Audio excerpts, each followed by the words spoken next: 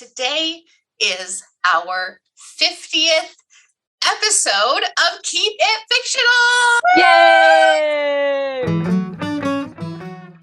Welcome to Keep It Fictional, a weekly podcast for book lovers by book lovers.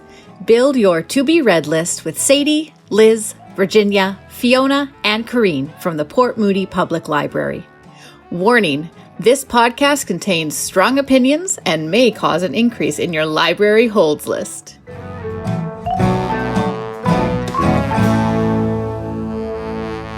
Hello, everyone, and welcome to another episode of the Keep It Fictional podcast from the Port Moody Public Library.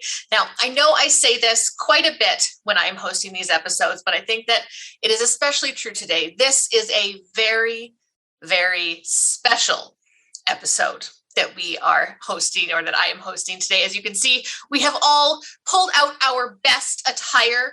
We have crowns, we have boas, we have bow ties, we have nicely styled hair and lipstick and quachi hats. We have everything that we can do to make ourselves feel a little bit fancier and a little bit special today, because today is our 50th episode of Keep It Fictional! Yay! So in preparation for today's episode, I looked up a couple of facts about 50th anniversaries. Now, one thing that is quite well known is that it is known as the golden anniversary. So if you are in a marriage, they often suggest that you give a gift of gold, which I think that today we are giving all of you a gift of golden. Oh, it's good. Just let me, it's going to be good. Golden book picks, because we are going to be suggesting our very favorites, the very quintessential books that define who we are as people. And I think that you could truly agree that those are going to be golden picks for all of our listeners. Say, right? It was worth it. Yes.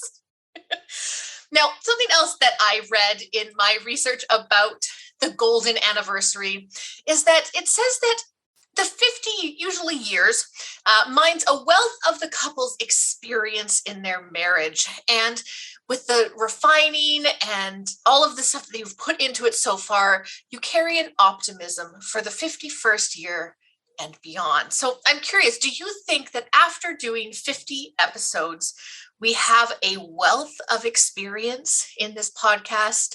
Do we know exactly what we're doing now? Do we always feel 100% confident and comfortable when we're doing this podcast? And are we optimistic going into our next 51st episode?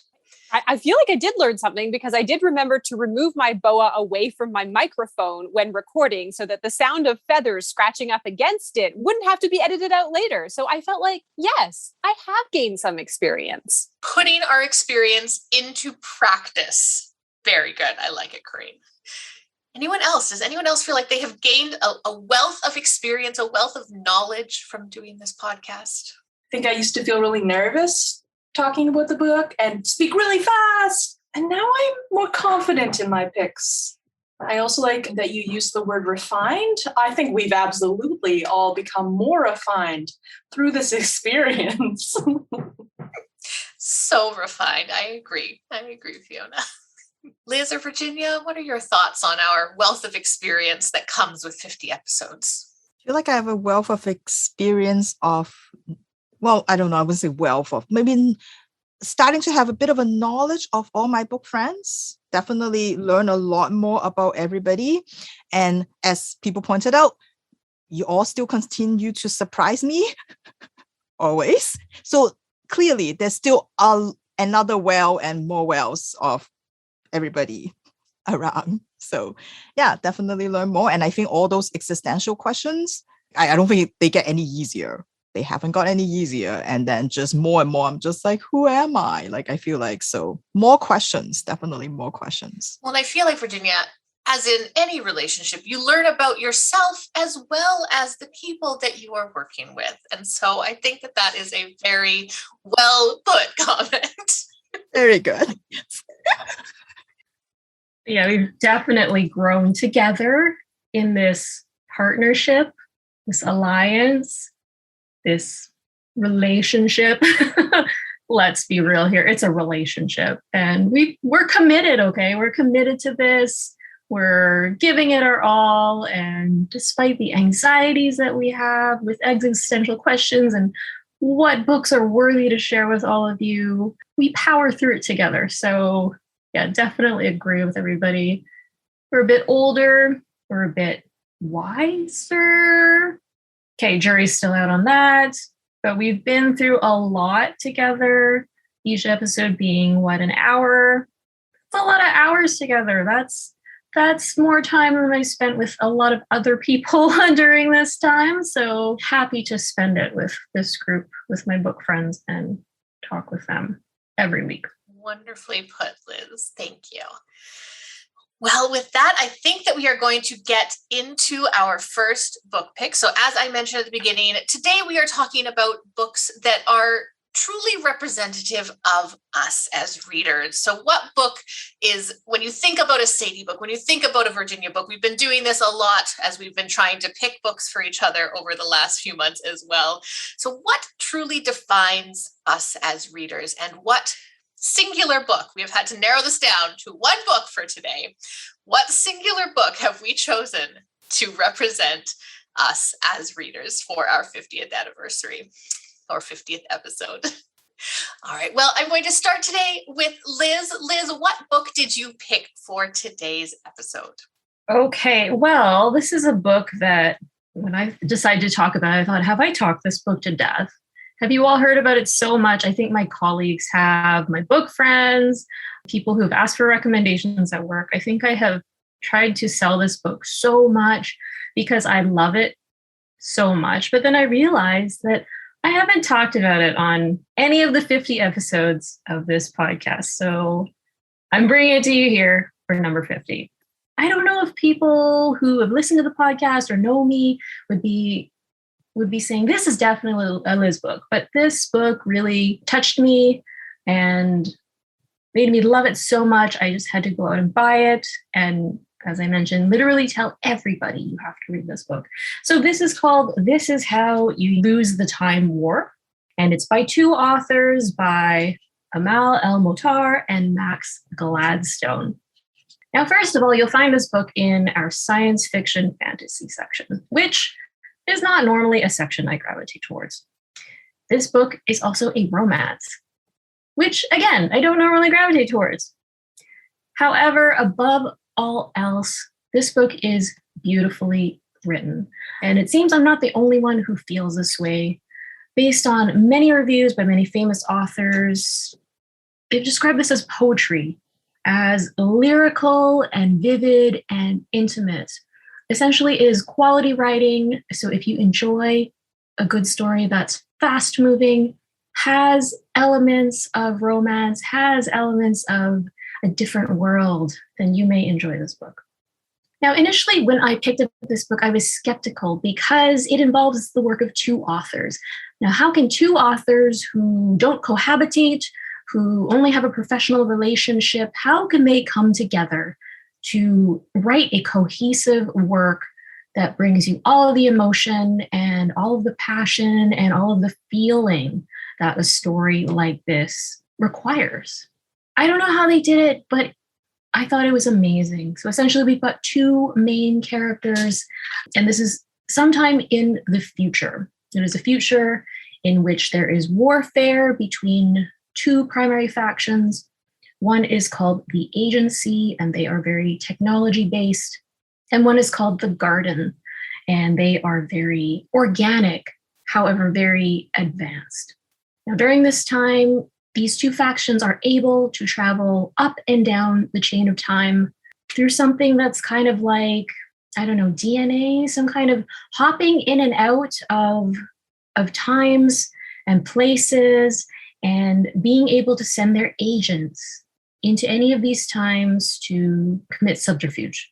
So we've got Red, who belongs to the Agency, and she's been traveling throughout time, either as an assassin or to plant the seeds of something that we won't see the results of for generations, perhaps. And we also have Blue, who works for Garden.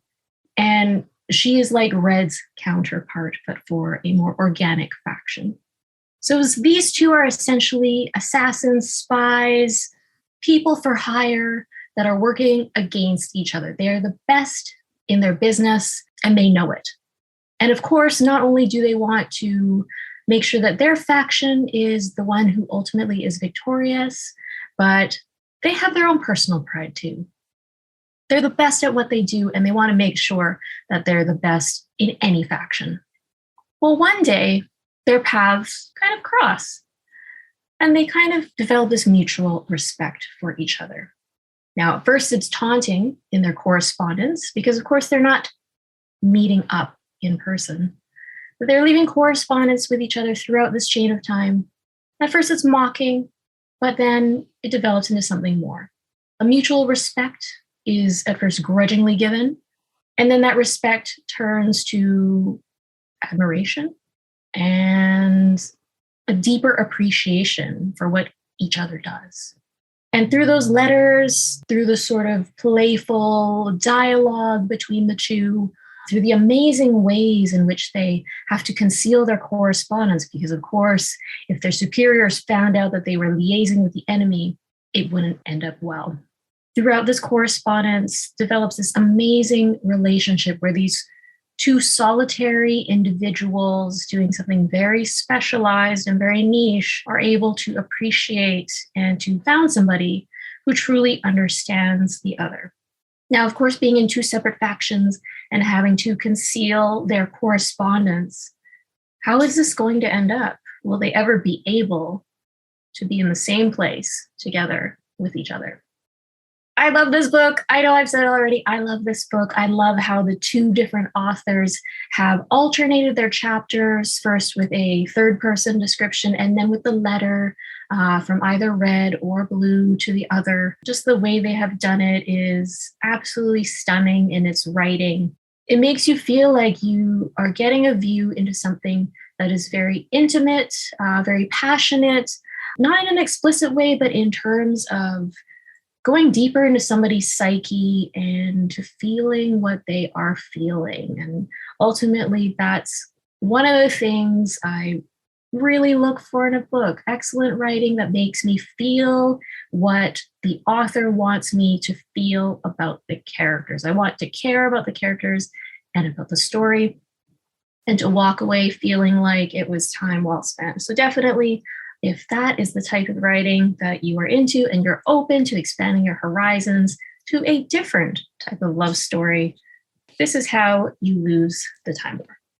Wonderful, Liz. Thank you so much for sharing. I remember when you first read that book, and I think it was one of your favorite books of the year for the year that you read it. And I don't think I guessed correctly because it was a bit more sci-fi fantasy than I originally had thought you would gravitate towards. But after hearing you talk about it, I can understand exactly why it is a very Liz book and why you love it so much. Thank you so much for sharing. All right, Fiona, what did you bring for us today as your quintessential Fiona book, your epitome of Fiona today? I'm very excited about this book. Now, I feel like if it was really truly the most quintessential Fiona book, it would probably be like a Canadian queer graphic novel. But, we can't find one of those every week. So this week, I have actually stolen a book from Kareen. She says it's okay. That's something that has been challenging with this podcast. We read and present a book every week. And often I get all these amazing recommendations from my book friends that I want to read, but we can't talk about the same things over again. For instance, How to Lose the Time War. I have been saving for a rainy day for so long, and I really want to read it. Yeah, it just sounds so good when Liz talks about it. But we always got to read new content. So that's why this one's perfect, because this was one of Kareen's books she was looking forward to. It is Last Night at the Telegraph Club by Malinda Lo. This is a YA queer historical fiction. Definitely one of my reading alleys. I'm not sure how much I've actually talked about it, but I do really love historical fiction. Like most things, it's not necessarily something I'm specifically gravitating towards, but when it includes those elements, because it's so educational, I really, really love historical fiction. I was a little bit trepidatious about this read because Malinda Lo's other work is YA fantasy. That just never really drew me in. I think this is very different for the author, and it is fantastic. So this is a story about Lily, who is Chinese American in the 1950s. She's a teen, and she is discovering her identity as a woman who loves women. And of course, this is an extremely difficult time in history to come to terms with those feelings. She's also dealing with the sort of stifling nature of the small community that Chinatown is. And nothing you do can be secret. And her best friend, Shirley, is not very happy when Lily makes friends with Kath, a white girl in their school who takes Lily to the Telegraph Club. All of this is done under the cover of the night, secretly. Her parents don't know, which for Lily is a real separation from the kind of kid that she usually is. They go to the Telegraph Club to see male impersonator Tommy Andrews, and Lily is just enthralled. She suddenly realized that this is a part of her that needed to be recognized. All within this, Lily is also excellent at math. She finds that the further she goes in math, the less girls are part of that field. Her ultimate goal is to become a computer at her aunt's company, where they do a lot of secret things that she can't talk to her about on building rockets. As a girl in the 1950s, this is already something that she gets a lot of backlash for. So how could she ever possibly let anyone know that she is a lesbian? It's a beautiful, personal read. Like Liz was saying, you really get a feeling of what Lily is, follow that character and really come to love her and care about her. We also have McCarthyism and the fear of communism and false accusations about people in the Chinatown community. Just a really wonderfully done picture of this point in time that I have personally never come across another book with this particular perspective of a Chinese American exploring her queer identity in the 50s.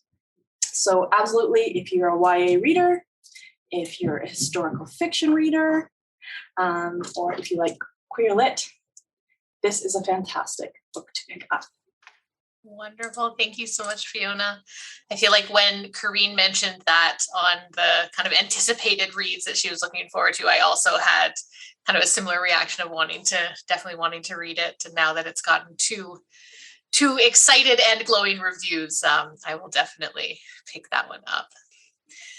All right. Well, next we are going to go to Corrine to see what book did make your pick for today. Thank you, Sadie. This was agonizing. Agonizing. You see these dark circles underneath my eyes? I mean, they're genetic, but also because I spent all last night trying to think about what is a book that is quintessentially me. This is more existential than any existential question that has ever been asked on this podcast. And I vacillated, do I want to do a novel in verse? Do I want to do a middle grade? Do I want to do a light fantasy, a mystery, a romance, a middle school book, a true crime book, a graphic novel, a memoir, a nonfiction book about psychology? I don't know. And early this morning, the book that I had eventually landed on, Virginia reminded me that I had already talked about. So I had to do some very quick, very efficient soul searching. And what I eventually landed on is, I think, a rather genius solution to this problem. And it is a book about books. It is a book about reading. It is a book about being a book lover. It is a book that kind of reflects all the joys, the highs, the lows of being a book person. And so I thought this would be the perfect book to talk about for our 50th episode anniversary with my book friends. And this title is by the absolutely wonderful Debbie Tung, who her first collection was Quiet Girl in a Noisy World. And her follow-up, which I think is a must-have. I often actually just pick it off my shelf and flip through it every couple of weeks and find something that makes me laugh, or I kind of see myself in these amazing little comics. It is her follow-up called Book Love. Debbie originally started on Tumblr with the Where's My Bubble collection of her little slice of life comics. And this is a beautifully curated collection of her wonderful little slice of life observations about reading life, about what it is like to be a reader. It covers the heartbreaking tragedy of when all of your library holds come in at the same time, and how do you choose which one to read first? It goes over that intoxicating whiff of new book smell. It also, and I really, really felt this one when you are buying a series and the third one in the series comes out with a movie cover instead of the regular cover, and it looks so weird on your shelf. And that kind of frustration. It talks about how to deal with book hangovers when you've read a really good book and you're just wrought out, and what you can do. It talks about the apprehension, fear, and list of rules about lending books to friends. The soul-crushing guilt of maybe stopping a book midway and not finishing it when you're not enjoying it. I get you, Debbie. I get it. I have plowed through so many books because of that guilt. Creeping on what other people are reading in public and having to do that kind of weird, I'm not really looking at what you're reading on the SkyTrain. I'm just looking at my phone like this. The techniques that you have to employ to do that in public, and the eternal reader problem of too many books, not enough time. This is a beautiful, beautiful little book for all readers. And kind of why I chose it and why I think it's a little bit representative of me as a reader is that it is charming, it is heartwarming, it is hopeful, it is all about that love of reading and about feeling all the feelings.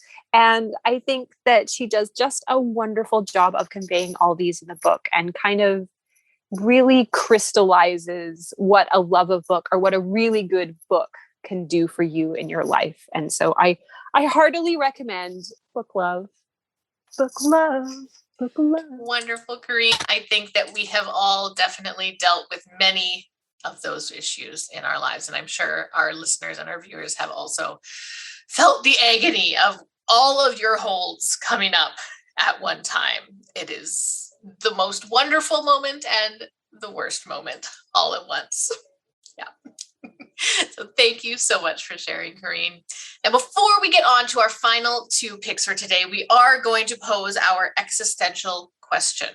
Now, this is a question that may have required a little bit of research on the part of my book friends today. So what I am asking them is, over our 50 episodes, what has been your favorite moment or episode?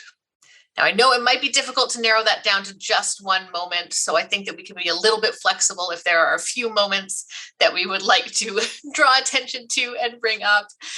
But what has been some of your favorite moments so far in this podcast and as part of our book chats? So for me, I really enjoyed the Good Book, Bad Cover episode. It was probably a bit difficult for listeners, who didn't have the picture. But I thought it was a lot of fun, and I learned a lot about everyone's taste. When I went back to listen to the preview, I was reminded of Liz's cover, which prominently featured a bat. And definitely the word crevice was thrown around. And I think that if anybody was listening to that, there's no way they didn't look up the picture to find out what was going on. Yes, that was a wonderful moment. I think that the descriptions that maybe we give of the book covers when we don't realize that people can't see them are always a lot of fun. Thank you, Fiona. My favorite piece of trivia about the podcast is that if you search Keep It Fictional in Google, the fourth result is a BTS fanfic, which I discovered in doing research for this and was well pleased by that. Well pleased. I think and Sadie, you rightfully pointed out that some of us are going to cheat, is that I had a couple of favorite moments.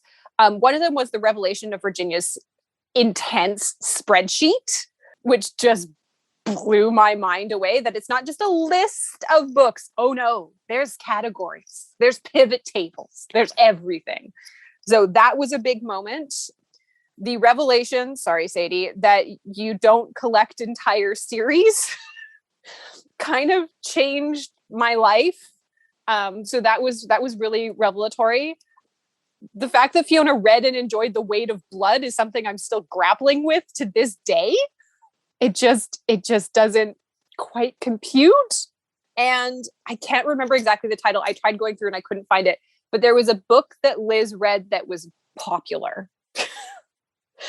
That was actually popular and was like a book that was in like Oprah magazine. I was like, oh, big moment. Such a fun age, I think, like Kylie Reed. Yes, it was such a fun age. Yeah, it blew my mind, Liz. It blew my mind. So those were a couple of my highlights. Wonderful. Thank you, Corinne. And Liz, what about you? Do you have any favorite moments of the podcast so far? Every episode is so fun. And, like we've said already, we've learned so much about each other. And, we've seen like all the feelings come out, being like so passionate about books. And, everybody has their quirks and just how they talk about their books. And it's so great. I love how that, we've got 5 different individuals, but we're all here for the same purpose. But what I keep going back to, because it cracked me up so much, was our 2021 Adult and Teen Summer Reading Club episode. So we're still in the midst of that. And basically we've got a giant board game that looks like a mystery mansion. No copyright infringement intended. Please don't come after us. And so there's like a kitchen and the living room and a dining room and a bedroom. And we're talking about, okay, so where in the mansion are you reading now? I can't even. And then dear Fiona is so enthusiastic. And they're all like, oh yeah, I'm reading this great book. And how did you put it, Fiona? It's right up my alley in the bedroom. And I'm like, wow. That I think, did I have to turn my camera off at that? I don't know. I had to stay on mute for a long time. I just had a great laugh. I was in tears. So thank you, Fiona, for that wonderful off-the-cuff moment. Pretty sure the exact phrase was, that's where my skills lie. Yes, thank you. And I'll say again that I was talking about sleeping. So while we are a podcast for all ages, occasionally some things come out in maybe not the way that we had originally intended them to. It provides us with quite a bit of entertainment. So thank you, Liz, for bringing up that moment, and Fiona. All right, Virginia, what about you? Is it a similar moment? Is it a different moment? It's the exact same moment. That is the one I thought about right away when you asked that question. What is my favorite moment? That was it. Nothing can top that, I don't think. So yeah, very fair.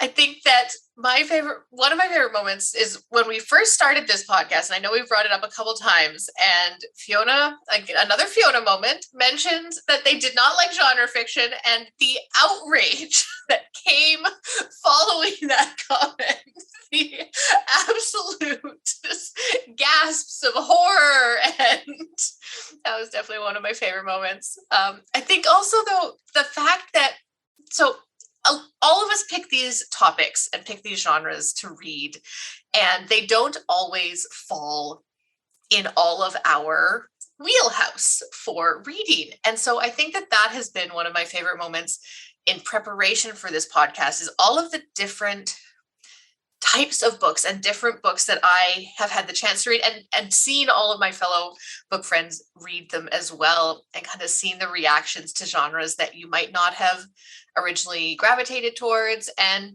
sometimes it's great, sometimes it's not. I think that we can all admit that sometimes there are topics and genres that we will probably not go back to that we read for this podcast. And that is okay as well.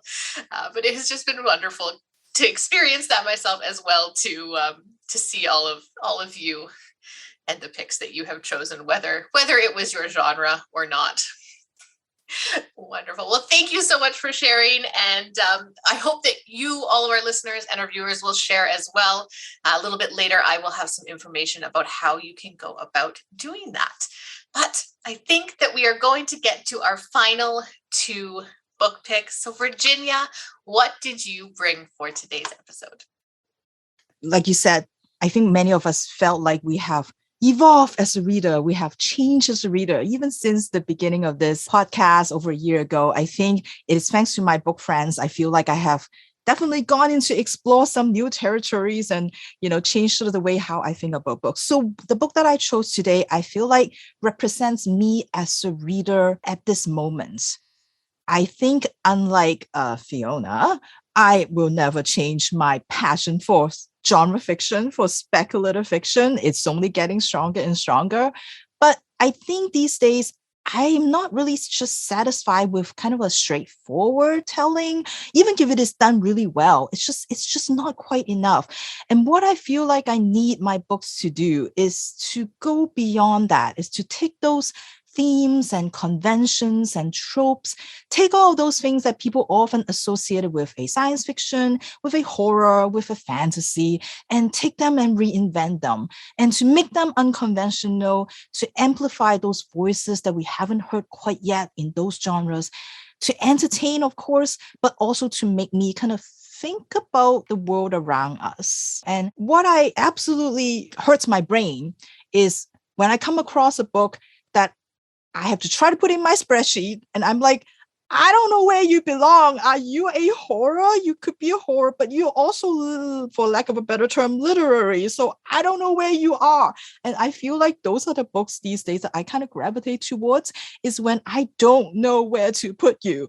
Is hurting my brain when I have to do my spreadsheet, but I also love it so much because those are kind of the books that I've been reading these days. And so this book, I feel like, fits into that not category. And it is a book that I feel like, and it's a gross but fitting metaphor for this book, is that it feels like it just completely swallowed me up. When I'm inside, I'm like, oh, where am I? What is this? What's going on? And then once it finally, when it finally spit me back out, and I can feel all the goo and the gross and the stickiness everywhere, and I can't get rid of it because it changed you as a person. And that's the kind of book that this book is. And that's what it sort of did to me. And I kind of feel like it's totally cliche, but I feel like this is the book that you have to experience. And, no description is going to give you a sense of what this book really is. And so the book that I want to talk about today is Build Your House Around My Body, and it's by Violet Kupersmith. And it is a book that came out a couple months ago. And I love this book to pieces. I love this book so much. And I really wish that more people will give this book a chance. I feel like not enough people are talking about this book, and it is just the best. The main underlying story that we follow is about 22-year-old Winnie, who is a Vietnamese American who has gone to Saigon to teach English. Being a biracial person, she is, of course, not American enough in America and not Vietnamese enough in Vietnam, and always feeling like an outsider. And as she pointed out, with her 3 very successful brothers, one a lawyer, one a doctor, the other an engineer, there really is no more room for her and no expectations of her in this American dream. So coming to Saigon, she thought, maybe I will just let this old Winnie die. I'll reinvent myself. I'll try to be somebody else, maybe through teaching. But she soon realized she has no interest really in teaching and no talents in it either. Unlike all her fellow teachers that are also together and also earnest, they get their lessons planned like, way ahead of time. They are so passionate about teaching. She has none of that. And very soon, she's just completely given up. Like, she's just like, you know what? My classes are going to be these unstructured English conversation groups. And she will just sit there, read her Japanese detective novels while all her students just play on their phone. And it kind of works out well for everybody. It's a win-win situation because she really doesn't have that passion. And not only that, in Saigon, she has made no friends. She has made no relationships. Sure, she sometimes hang out with her fellow teachers and they go drinking, but there is just nothing lasting. She has formed no attachment to this world. And every day after work, she will go hop from one coffee shop to the other. She doesn't even want to become a regular in a coffee shop. She'll take a bus to like a faraway place just so that she can remain anonymous and spend her day there until it is time to go back to her aunt's house when she knows that her aunt is already asleep because she does not need the chastising. She does not want the disapproval from her aunt of her life choices. Even after she moves in with Long, a secretary at the school, it was still not really a relationship. Yeah, there's a physical relationship there, but it is kind of this arrangement that they have, and it's definitely not love. And then Winnie disappears. One day, Long woke up, Winnie is not there. When he comes back home from work, she's still not there. She has completely disappeared. Now, listening to a description of this story of an expat trying to find themselves, or reading the blurb of the book that talks about century of post-colonial and pre-colonial Vietnamese history, you'll be like, that's not a Virginia book. What is this? Well, it's because I haven't told you about the ghost hunters from the Saigon Spirit Eradication Company, headed by a man named the Fortune Teller who may or may not be human. I haven't mentioned the two-headed cobra and all the snakes that pops up in all the different narratives in this book. I haven't talked about that body in a well. I haven't talked about this little dog that may have swapped souls with another human being. And I haven't told you about the smoke, this menacing smoke that just permeates throughout the pages and that wafts in and out of the story, and many, many more horrors that made up this fever dream of a story, which is exactly what I love. And of course, with not just with all these elements, but the storyline it goes out of sequence and it jumps all over the timeline, which is again another thing that I love. Not just multiple point of views, but also just like you just never know where this thing is happening. And every single part of the story is all structured around the disappearance, maybe more than one. And it's days before, after the disappearance, sometimes months or sometimes even years before and after. And with so many elements, with so many things going on, it is really a testimony to the skills of Violet Kupersmith, who managed to wrangle everything in this story and make this make so much sense. And what I find was so delightful was that a little bit farther into the book, I'm like, wait a second. Is that Staten hat the same one that got dropped from a car in that other chapter? Or like, wait, this person that Winnie just met, could it be? Once I started seeing these connections, this became the most fun connect the dot game because there was just so many things. Then you realize nothing in this book is just there to fill the pages. All of them is there for a reason. From the first chapter when Winnie got off the plane in the airport and saw there's something rustling in the bush and she was about to just poke at it and see what it is. From that little sound that she experienced, it's going to come back and haunt you. And every single element of this book will return and you'll be like, oh my gosh, like, I can't believe that was that. And then it was just, everything was done so well. The story was intricately plotted.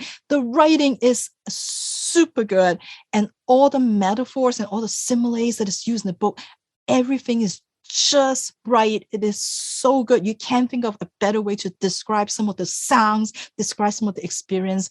It is a book that like I truly got lost in, and I love, love, love so much. It has everything I need and want these days from a book, and then some. So I really hope that someone out there will give this a try.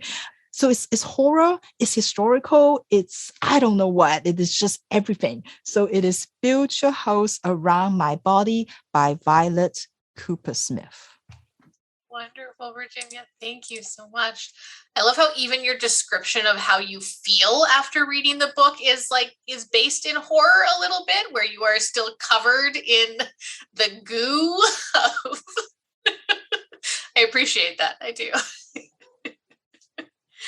Wonderful. All right. Well, for my pick today, I have actually gone back to a book that I read quite a few years ago. And this is a bit of an older release. It came out in 2005. And it is a series, which is not surprising. It is not just a series. It is the beginning of a multi-series group of series that are all connected to each other and then also branch off into other series. It was very confusing when I was reading it because they're even listed as this series book number 3, but this other series book number 1. And so trying to make sure that you're reading them in the right order was a little bit confusing, but this one is definitely book number 1 of the entire series. It introduces the world. It introduces the characters. I think it is usually classified as a YA fantasy. It sometimes, I think, might be considered a new adult fantasy, but Yelena, our main character, is kind of a later, I think she's 19, and kind of ages a little bit up throughout the series. And this book is called Poison Study by Maria V. Snyder. And as I said, I read this book quite a few years ago and pretty much devoured everything in that series and then looked for everything else that this author has read. As you know, that is something that I do like to do when I find an author I like. I go out and I search for absolutely everything else that they have written. There is one I have not read of hers because she does delve into more of a sci-fi genre for her second series. And so I've read the first one of that, but I did not continue on with that series, but maybe one day. But this book, Poison Study, takes place in the kingdom of Ixia, and it is a completely fantastical world, and it follows Yelena. And when we first meet Yelena, she has been in prison, and she has been in prison for quite a while, probably about a year at this point. And she is in prison for murder, and it is a murder that she committed. She knows perfectly well that she killed this man, and he might have deserved it for the treatment of her and the other women that she was living with. But regardless of that, she did kill him, and so she is now in prison serving her sentence. Now, Yelena is removed from her prison cell at the beginning of the book and is being taken to her execution. Yelena knows this. She has more or less come to terms with her fate. She admits to her guilt in this moment and knows that this is the price that she has to pay for, in her mind, keeping people safe that this man would have hurt if she did not kill him. Now, when she is brought into the execution room, the executioner is there and another man is there. And he tells her that his name is Violet and he works for the commander of Ixia. And he is giving her a choice. And the choice that he is giving her, she can go and be executed. That's her choice if she feels like she deserves that. Or she can stay alive and serve as the commander's new food taster. So as her role as food taster, Yelena, as it sounds, will be responsible for tasting all of the commander's foods to make sure that there is no poison in them. So this is not a safe job. It is definitely a dangerous job. There's the potential that she will be poisoned and die regardless in the line of her work, but it is not a sure death where the execution would be. Yelena decides that she's going to take this opportunity. Her only other option is death, so why not? She toasts to Valak. He gives her a toast, and she toasts to him. And then he tells her that the toast that he gave her was actually poison. and he will give her the antidote if she vows that she is going to stay and fulfill her duties. She doesn't really have a choice, so she takes the antidote. He tells her that this particular poison is kind of a time release poison, and so she will continue to need the antidote. And if she does not get the antidote every day, then the poison will eventually kill her, thus binding her to Valak and keeping her in this role as the commander's food taster. So Yelena decides, well, that's nothing else I can do really at this point. I'm going to die if I leave. I'm going to die if I go to the execution. So I may as well just stay here. Now, Yelena has a secret that she does not dare to tell a single person, because in the land of Ixia, magic is outlawed. They know that magic exists in a land very close to Ixia. There are lots of magicians, lots of people who practice magic, but in Ixia, it is absolutely forbidden. And Yelena has magic. And so she holds this secret as she goes on with her training to become a food taster, and as she finds her place in this castle amongst the staff, amongst the commander, with Valak, who she learns is the commander's chief of security and kind of his spy. So kind of the story continues on like that. There are lots of twists and turns. We learn a bit more about the commander's past. We learn a bit more about how the commander gained power, and we learn a bit more about the magic that exists in this world and how Yelena is connected to it, how Yelena's past comes into play. And then we also see a little bit of a romance blooming between Yelena and Valak, which I always enjoy a little bit of a romance in my stories. And you kind of continue on that way. There are twists and turns. There are betrayals. Yelena's past comes back in a way. The man that she killed, his father comes back to seek his revenge, and she's having to deal with that as well. So there's kind of lots going on in this story, lots of twists and turns, and yeah, lots of things that kind of keep you engaged, keep you reading.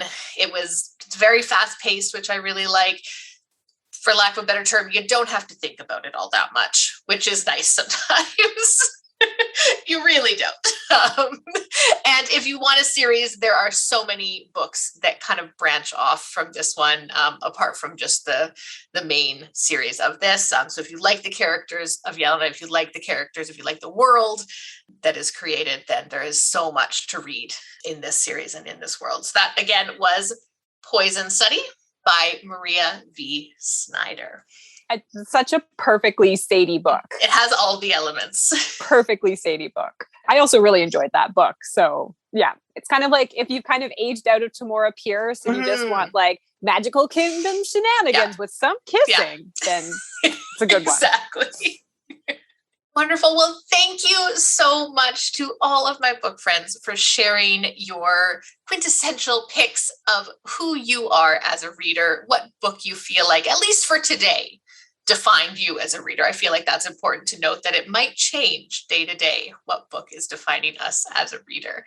And thank you so much to everyone for listening today. Now, before we go, I would like to tell you all about a bit of a contest we are having. So because it is our 50th anniversary, we wanted to celebrate not just with ourselves and all of our book friends, but also with all of our listeners and our viewers as well. And so anyone who is listening or watching, we encourage you to share with us your favorite moment, your favorite episode, or maybe if there was a particular book that you were that was recommended to you from this podcast, or that you found extremely exciting to read because you heard about it on this podcast. There are a couple of ways that you can let us know about your favorite moments. If you are watching us on Facebook, just comment on the video and we will enter your name in a draw. And then if you are listening on our podcast today, you can email us at askthelibrary@portmoody.ca. And again, just let us know what your favorite moments have been. If you are watching the Facebook video, we also encourage you to subscribe to the podcast so you never miss an episode of Keep It Fictional. You can find us on any of your standard podcasting apps. You just search in for Keep It Fictional. If you're Googling it, you might find a BTS Fan fiction? Yeah. Okay. So, I mean, maybe explore a little bit, see what else you can find. All right. So again, if you are listening, you can email us at askthelibrary@portmoody.ca, or if you're watching on Facebook, you can comment on our video. And if you can let us know by September 7th, that is Tuesday, September 7th, and we will do a draw from everyone who sends us an email or comments. And there's going to be a wonderful prize that will be sent out to you. Well, thank you again, everyone, so much for listening today. And thank you so much to my book friends today for sharing your reads with us and for joining us for our 50th anniversary. 50 episodes. It's a lot of episodes. All right, everyone. We will see you back for episode 51 next week. I hope you have a wonderful day and a wonderful week. Bye. Thank you for listening. If you like our show, please tell a fellow book lover about it. You can find a list of all the books we discussed in our show notes. Join us next week for another fun book chat. Until then, keep it fictional.